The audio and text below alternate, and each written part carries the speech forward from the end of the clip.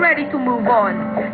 Sa guesting ni Katrina sa anniversary show ni John Lapos na Sweet 16 last Friday, nagawa pa niyang makisaya sa spoof ni Sweet sa pagsayaw niya sa kontrobersyal na video. And unlike the emotional Katrina na nakita natin sa Star Talk kahapon, tila mas positive na siya ngayon at handa nang ipagpatuloy ang nasimulang pagbabagong buhay.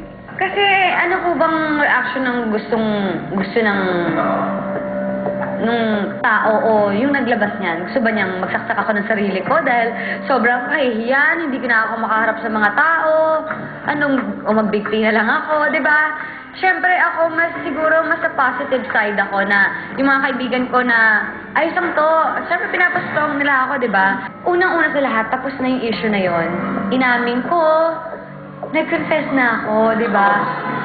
Tapos, kinakarma na nga ako. Pinagdudusahan ko na yung kasalanan ginawa ko. Nakakabuisit lang kung kailan tapos na yung issue. I mean, tapos na, nakaka-move on na ako. Parang gusto ko na gusto ko magsimula. Tapos parang, okay, tahimik na buhay ko. Biglang isang beses may lalabas na ganito. Ano to?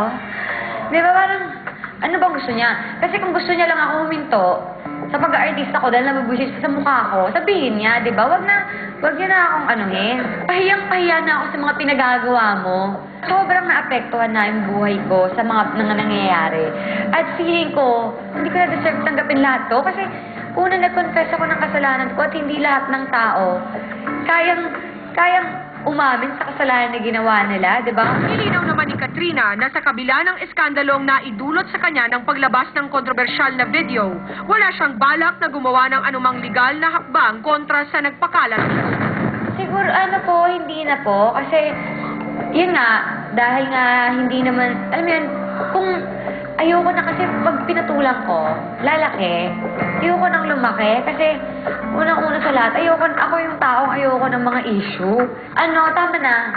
Ayoko na ako. Sobra na po nila akong dinuro. At sa taong nag-upload ng video nila ni Doc Hayden sa internet, Katrina only has one thing to say. Sa nag-post ng video ko, sana po napasaya ko. Hayden, however, remained quiet about the entire issue so far. Kahapon rin sa Star Talk nagpalabas si Dr. Vicky Bello ng depensa from Hayden about the said video. The video or videos that came out are nothing new. Those were taped more than a year ago, and Hayden already confessed everything to me. Number 2, Hayden is very sorry for what he has done and is now trying to make things right. He wants to start a new and quiet life. Number 3. Okay, Hayden is very different now. He is very prayerful. He's coping with all these problems by seeking help from a psychologist and pastor. Number 4. Hayden is not the one releasing these videos. This is very important, He doesn't even have a copy. Whoever is doing this, please stop it because this is not helping anyone, and too many individuals and their families are getting affected. Last night, Cool Center had an exclusive interview with Manay Lolit Solis, who shared her own theories kung sino ang nagpakalat ng video. Diba, sabi nga ni Katrina, 4 yang may hawak ng video na yan. 4. Si Dr. Vicky Bello, si Dr. Jekyll and Hyde, si Hayden ko, si Harden ko. Yung kaibigan niyang 2 doktor, si Bistek at si Eric. Yung mga kapwa niya, doktor yun. Ang naaano lang ako, sino ang kumita? Kinumpirma rin ni Manay ang matagal nang bulong-bulungan about Bello and Hayden's reconciliation matapos makita ang dalawa na magkasama in several occasions. Nung nag-usap nga kami ni Dr. Vicky, sabi ko, Vicky, anong dito reaction mo? Sabi nga niya, eto sinabi niya talaga.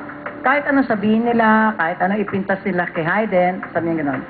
The only thing important is I'm happy. Nagpahayag rin ng simpatya si Manay sa pinagdaraanan ngayon ni Katrina. Nagsisi na yung bata. Nalaman na gano'n nga yung ginawa niya. Nainis na sa kanyang publiko. Tapos eto na naman, masyado na siyang violated. Di ba? Talagang, tapos nagkakakitaan pa. Dahil na may kumikita sa paglabas ng video na to. Ayun kay Dr. Vicky, sana lumigaya siya na yung walang nasasaktan.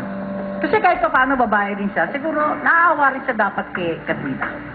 Si Katrina naman, sabi nga niya, gaga siya, na na-inlove siya sa maling lalaki, sa maling panahon, okay na yun. Sana wag na siya makagawa uli ng same. Huwag na ulit.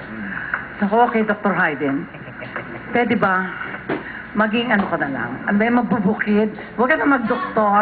Naku, hindi ko pinangarap, no? Exciting talaga kapag si Nanay Lola